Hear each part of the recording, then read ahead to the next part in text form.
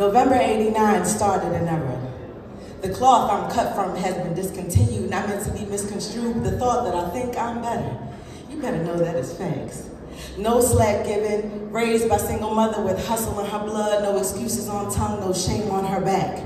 Daddy present, but not in household, still never full witness the woman always make it happen. Be silly to think that it didn't mold me.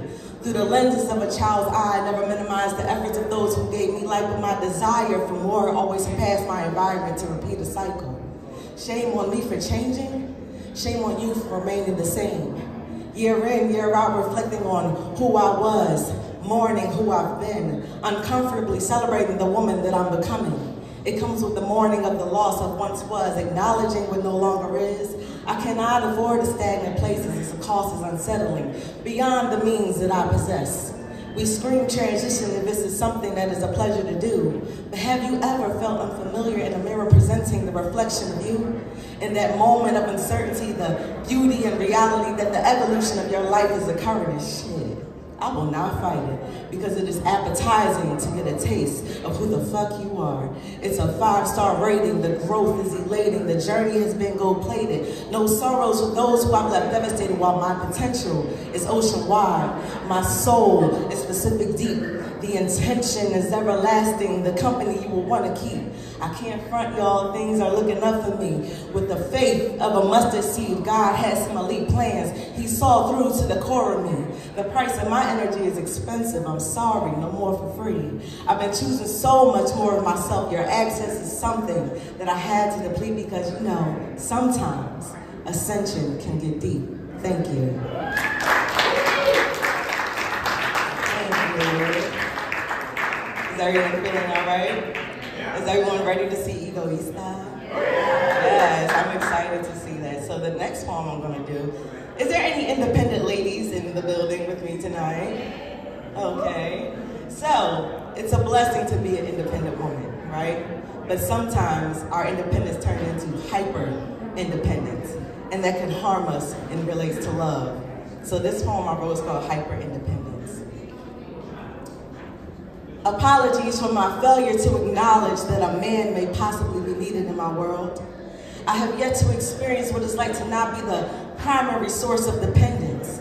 There's a method to my madness, a reason for my sadness. I'm masking as being a strong Black woman who is exhausted from being just that. I don't want to claim this as a soft girl era, it just needs to be standard. Because I, in fact, do need you in my life for guidance and reassurance to comfort me at night, to stand at the forefront of this pyramid that we built to protect all that is beneath. Let nothing trickle down to disrupt or defeat, but you see, a comforting love isn't something that I've been accustomed to.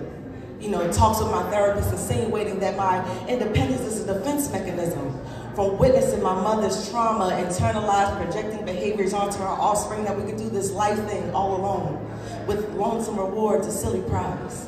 I dug deep to discover these issues and to disconnected roots from troubled soil, but somehow there were seeds left in which then blossomed me. Born into a broken home that groomed me to believe that a man I did not need to succeed, and in fact, I've come so far without one. But these scars are noted as battle wounds from me battling against my ego to make a simple inquiry of assistance or to simply ask for help, saying things like, I ain't no weak bitch, go and play with another sucker. And then, there goes another lover. I dismissed your presence, so there goes another brother, scorned by this tongue of this angry Black woman that is misunderstood, misinformed, misled, or misguided. We are all responsible for this tragedy of a Black woman slighted. And I just continue to pray that my heart doesn't decompose in efforts to protect it from its history of feeling neglected, even though it is very evident that, Black man, I love you, and I do need you. Thank you.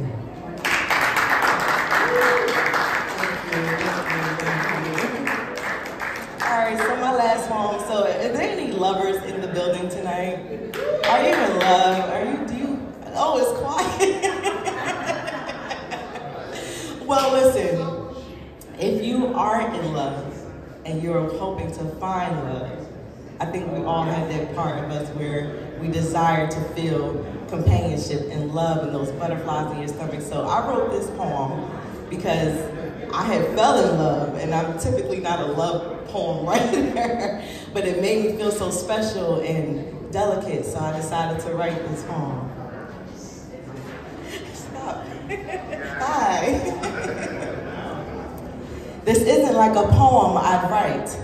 I typically don't pour my art out like it's my heart out like this.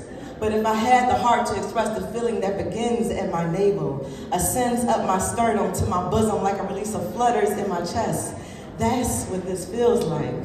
You make me apprehensive like a schoolgirl sitting at the edge of her seat before the bell was about to strike 2:45, as I wrap up a love letter filled with juvenile emotion signed with a kiss and a song that referenced it from my MP3.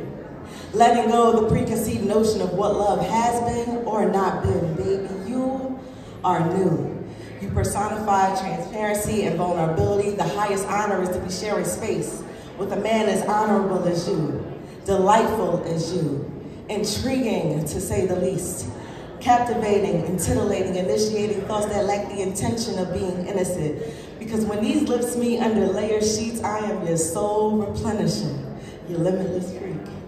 I set out to achieve heights with you that typically perpetuates fear, but with a plan to submerge you so deep within my warm embrace, you'd be powerless to escape such an acquaintance, for I am an experience not many get to experience. Selective of who I engage with, so take pride in your accessibility, for I have a distinguished palette for your individuality that sets aside the difference between you and those other guys I played with. You are the one that I seek. The force that I reckon will be the end of my searching. If I had the heart to tell you how I feel beyond these words that I express, it would sound just like this. Thank you guys so much.